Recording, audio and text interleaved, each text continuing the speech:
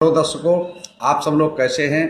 मैं यही ध्यान और भावना करता हूं कि आप सब लोग कुशल मंगल से होंगे, प्रसन्नचित होंगे, खुश होंगे, मस्त होंगे, मग्न होंगे, दुरुस्त होंगे। तो जैसा कि मैं हर रोज कहता हूं, फॉलो सब्सक्राइब करो न करो ये तो आपकी मर्जी है, पर ध्यान लगाकर, चित्त लगाकर, मन लगाकर, दिमाग लगाकर, माइंड लगाकर सुनते रहो। बस यही हमारी अर्जी है, बस यही हमारी अर्जी है, बस यही हमारी अर्जी है। तो जैसा कि मित्रों, हम लोगों की दंपति की गाथाओं का पाठ चल रहा है। तो आज जो है दंपति की गाथा है 282 और मग्ग बग्ग की है 10वीं। 10 दंपति की गाथा है 282 और मग्ग बग्ग की है 10। दंपति गाथा है 282 और मग्ग बग्ग की है 10th। तो इस गाथा को तथागत सम्यक संबुद्ध ने किस उद्देश्य पर, किस कारण और किस जगह पर, किस स्थान पर, किस वजह से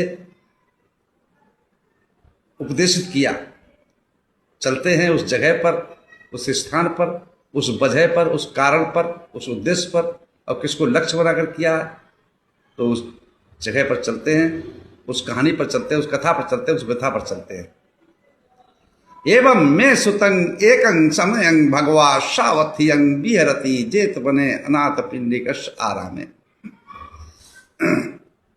ऐसा मैंने सुना, एक समय तथागत सम्यक संबुद्ध श्रावस्ती के अनाथ पिंडक द्वारा बनाए हुए चेतवनाराम में विहर रहे थे। उस समय की घटना है और उस समय की कहानी, उसमें के वाक्य है कि उसी जेतवनाराम में बहुत बड़ा चेतवन विहार था।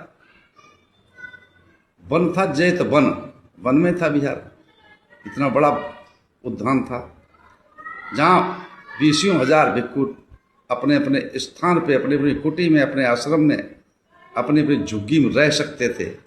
सामूहिक भोजन की व्यवस्था थी, शालाएं थी, सामूहिक ध्यान प्रार्थना करने की जगह थी, सामूहिक धर्म देशना करने की जगह थी। इतने बड़ा विशाल अनाथ पिंडक ने वो विहार बनाया हुआ था। तो उसी विहार में जो पोठिल नाम के एक भिक्षु थे, उनके 500 शिष्य थे और वो उन्हें भगवान बुद्ध की पूरी जो जितना उपदेश दिया था वो पूरा कंठस्थ था।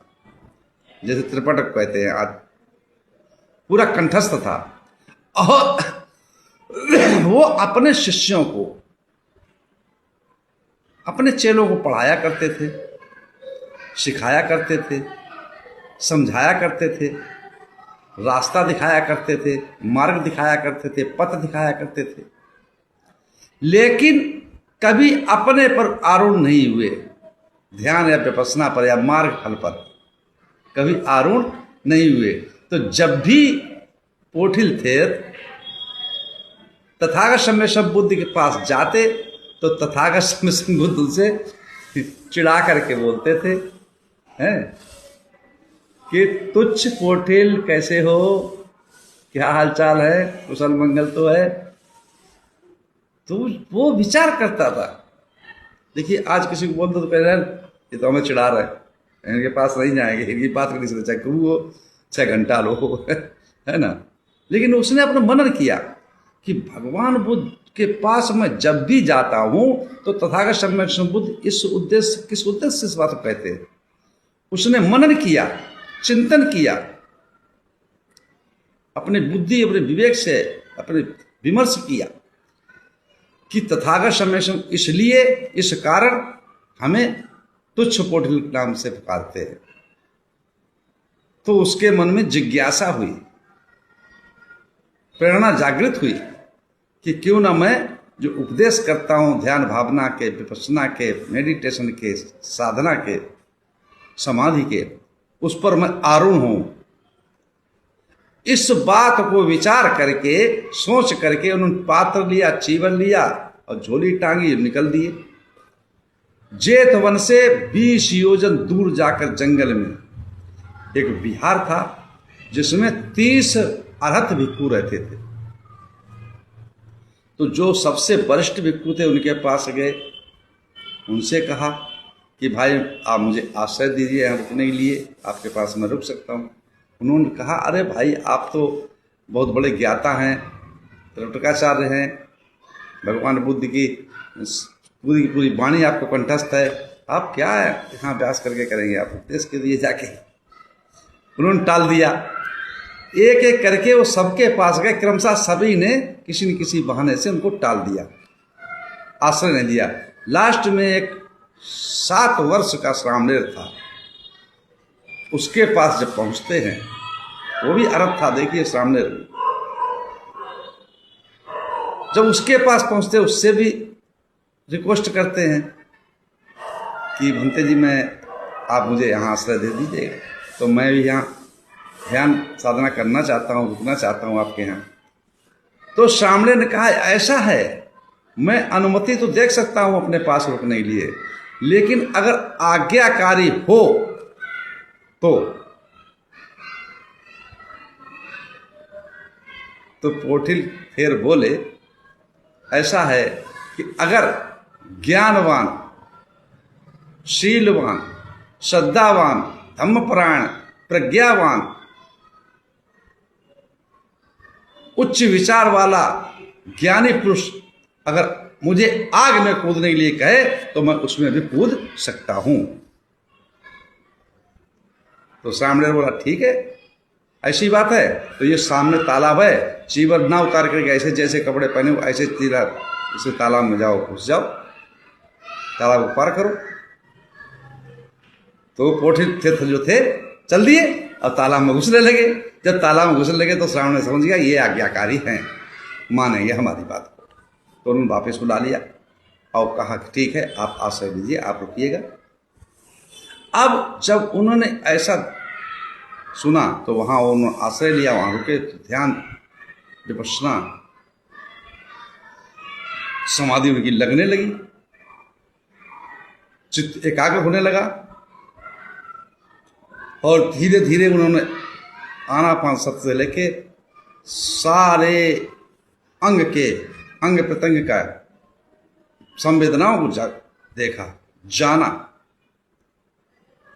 वस्तु पे क्या ध्यान केंद्रित किया, किसी चीज पर एकाग्र होने लगा। अभी हम मन को अगर एक चीज में लगाए नहीं रुकता है, कहीं इधर भागेगा उसी चीज भागेगा, लेकिन जब एक ही चीज में रुकने लगे तो समझ लो आपका चित्त एकाग्र हो गया, फिर आप कुछ कर उजर सकते हैं। तो उन्होंने जब एकाग्र चित्त हो गया, जब एकाग्र चित्त होने लगा तो उसी समय तथागत सम्यक संबुद्ध उसके सन्मुख पहुंचते हैं और उपदेशित करते हैं कि हे पोठिल, वस्तु विशेष पर ध्यान रखो, जो वस्तु विशेष ध्यान कर रहे हो उस पर रखो, और एकाग्र चित्त करने से, समाधिष्ठ होने से प्रज्ञा जागृत होती है, अनुभूतियां प्राप्त होती हैं, मार्ग फल की प्राप्ति होती है, मोक्ष की प्राप्ति होती है। जब तुम्हारा चित्त एकाग्र होने लग जाएगा, प्रज्ञा जागृत होने लग जाएगी।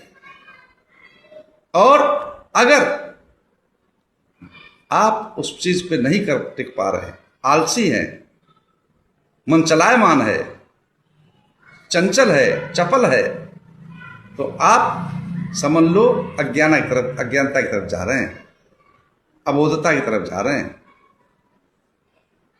उस समय पे तथागत सम्यक संबुद्ध ने इस गाथा को उपदेशित किया। क्या कहा सुनिएगा आप लोग। योगा वे जायति भूरया योगा भूर संख्यो एतं द्वेधा पतं अन्त्वा भगवा विभवाय च तथत्तानं निवेशेय यथा भूरि पवर्धति। योगाभ्यास से प्रज्ञा उत्पन्न होती है, ज्ञान उत्पन्न होता है योगाभ्यास से, विपश्यना से, ध्यान से, मेडिटेशन से, समाधि से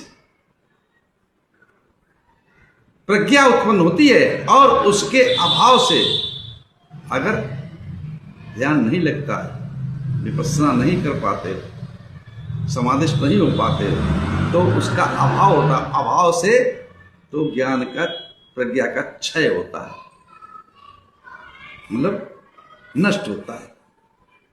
उन्नति और विनाश के इन दो भिन्न मार्गों को जान अपने को ऐसा लगावें जिससे प्रज्ञा की वृद्धि हो।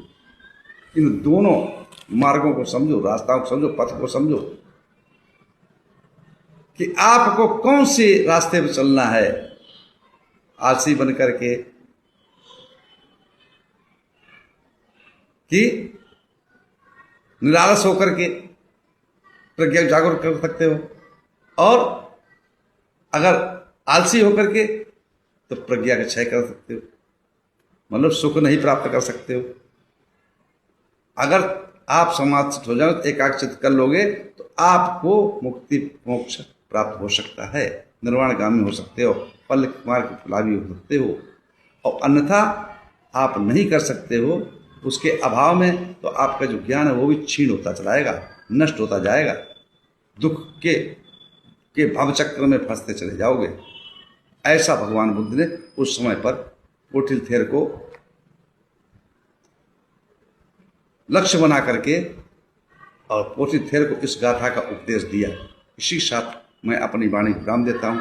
आप सब लोग मंगल हो, कल्याण हो, सुखी जीवन हो, निरोगी काया हो, दुख दूर हो जाए, सुख से वास करो, हमेशा प्रसन्नचित्त रहो। आप सब लोग मंगल हो, मंगल हो, मंगल हो।